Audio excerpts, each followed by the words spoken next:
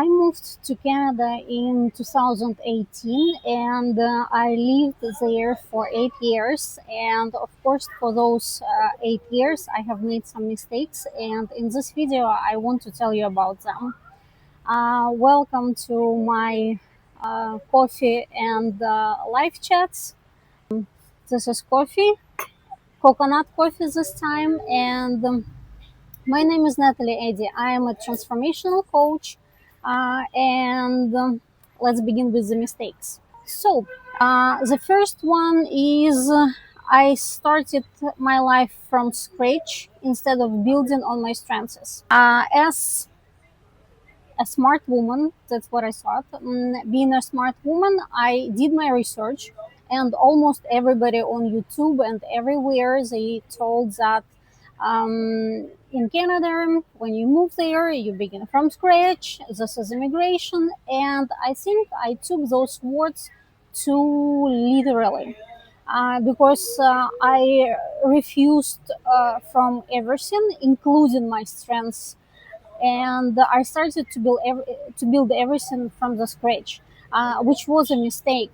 When you start like a baby, practically trying to build a new life, but without using what you already know and the skills that you already have, it doesn't make much sense. Because when you use what you are good at, and I am good at psychology, psychotherapy, at changing subconscious patterns, I decided that if I'm starting a new life, it's okay not to use those strengths. And I think that was a big mistake, because I could become what I am right now much earlier and much easier, I think. So, the second mistake is leaving a Canadian education would automatically lead to a job. Unfortunately, no, because I have two local educations, two Canadian educations. I studied at George Brown, and first I studied special events management, and then COVID started. Like my education wasn't. I didn't expect that, I would say. And then I studied gemology, because I also studied crystal healing years ago, and I still work with crystals. They're just beautiful. You cannot say no to a crystal, because it is just very beautiful. And I decided that gemology would be a good asset in this case. And in Canada, before I started my business, I think I was working at 5 or 6 jobs, and guess how many of them were connected with my specialty? Just one, and not directly, because that one job, I would say half one, because the girls before me in the same position and the girls after me in the same position didn't know anything about gemology. So practically I could work there without being a gemologist at all. But being a gemologist was just a nice asset. And I tried to find a job according to my new profession, um, professions in plural, because I had two. And it didn't work out, because it's difficult even to say why. Because yes, I tried, but everybody wanted Canadian experience. I didn't have Canadian experience, that's why I couldn't get a job. And it was like a circle. I couldn't get out of there, and that was irritating. Then I think I was looking for a job in the wrong way. This is mistake number three. Because I did what everybody did.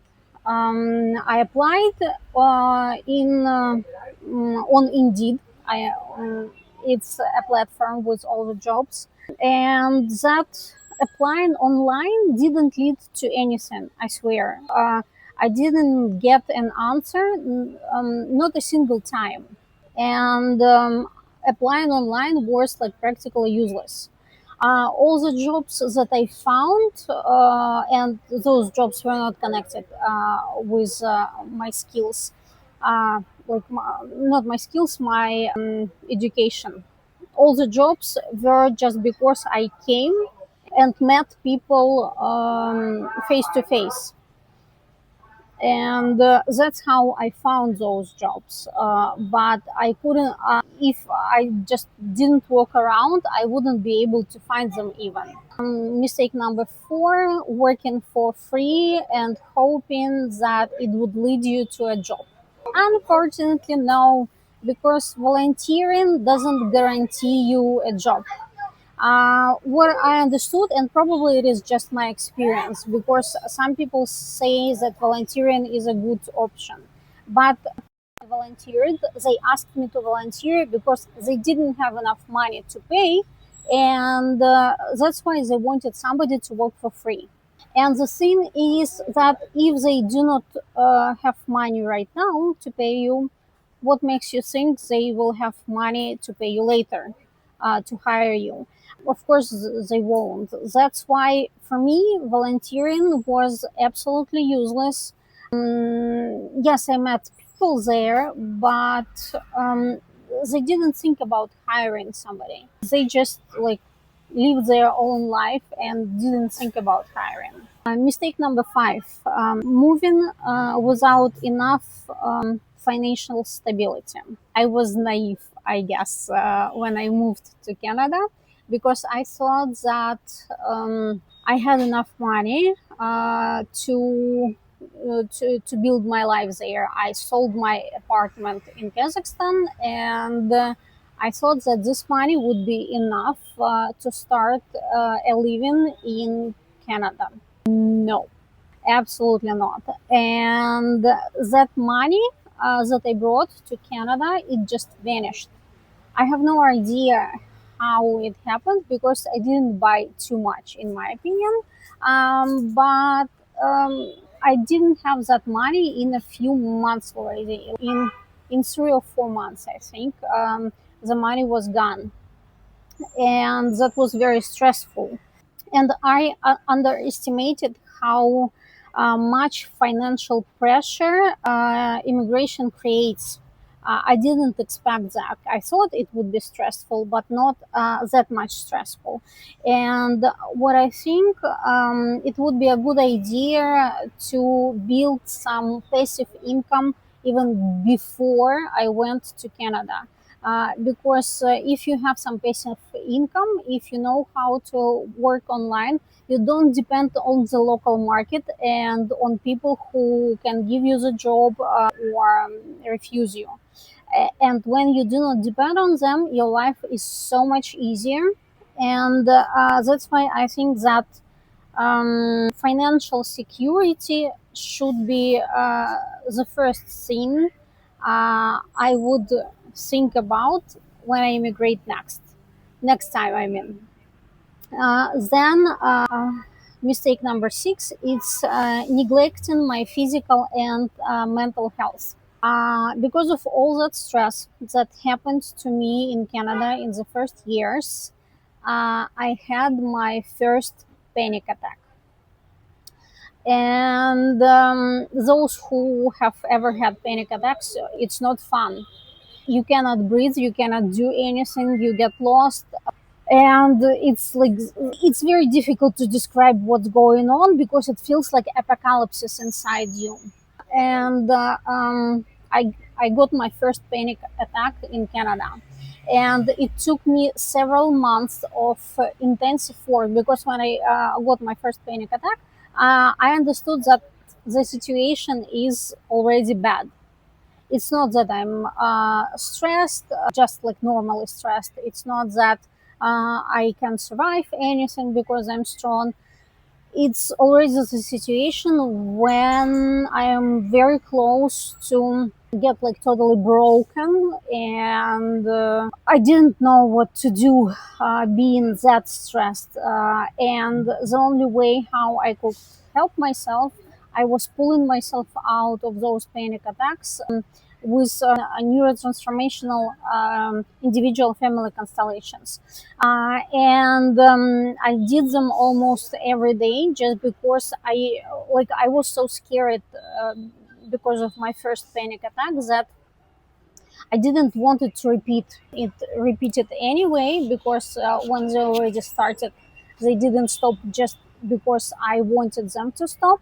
But eventually, yes, they stopped. I won, and I'm happy about that. But that was a huge mistake not to take care about everything in advance. By everything, I mean my physical health, my mental health, and I wish I didn't stop doing yoga when it was difficult. I wish I took care of my emotional well-being more, because back then, now I'm smart about such things. Back then, it was just difficult. Then mistake number 7, not building my professional presence online. Again, I think if I did it before going to Canada, I think I would be in a much better position in Canada. Because if you already know the field where you are going to work, if you already a specialist in some sphere, you can build your presence online, and the stronger your presence online is, the better your chances are to get a job. And right now, I'm just starting my YouTube channel, my LinkedIn account, my Instagram. Well, I started it a while ago, but it's just not growing right now. But building all this, they gave me the initial foundation on which I can rely on. And just imagine if I started to build my YouTube channel, my LinkedIn account, my Instagram account, my Pinterest, everything years ago. For those years, I would already reached so much. And I'm started to think about it just right now when I'm 46 already. And it's not that 46 is very old or too late. No, it's never late. But the thing is, the earlier you start, the better results you have. Using shopping to cope with stress. Here, I am ashamed because even if I know psychology very well, psychotherapy, I can change neural connections in the brain. The first thing that I started to do coping with the stress was shopping. It was the easiest, and when I started to earn money, I just spent it. Too bad, because not just because I spent that money, though I could invest it, but I just didn't. When I moved from Canada to Vietnam, guys, I got rid of about 90% of things in my apartment. I just gave that away for free because I wasn't feeling well, and I didn't have enough energy to sell everything. That's why I just gave everything away, hoping that people will take it for free. 90%. Can you imagine how much money I spent on everything? And getting rid of all that stuff gave me the realization that, like, this is so much money, and I could save so much money on buying the things that I didn't even use, or I used it once or twice.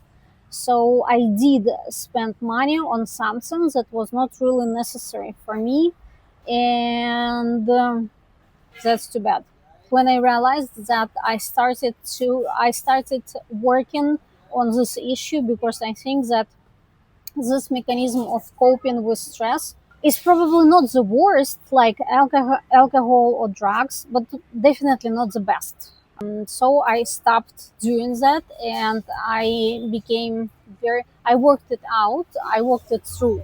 And I became very cautious about what I buy, why I buy it, do I really need that, all such things. Mistake number 9, looking for relationships in the wrong places. I moved to Canada alone, and I decided that dating apps it's a good idea. Spoiler, no. I have a friend who found her husband on a dating app and they have good relationships, but I think it is just a survivor's mistake. I honestly tried. I dated, but they were either abusers or married, and they forgot to tell me they were married, or they wanted just sex, no serious relationships. And like I understood that I was just wasting my time dating all those men for what? For hoping to find a pearl in that I don't know if you can say so. So I decided that no, enough for me. I don't want to do that anymore. And I changed the strategy. And I think the best men that I met, they were the men I met offline. And the men that we had something in common with. For example, I went to dancing. I danced salsa, bachata, some kizomba, some tango, and I met wonderful men there. Acting classes, again, wonderful people. Then painting, because I used to do oil painting, wonderful people. So each time I went outside, not because I'm an introvert, I like staying at home. But each time I went outside, I met really good people, and I truly enjoyed communicating with them.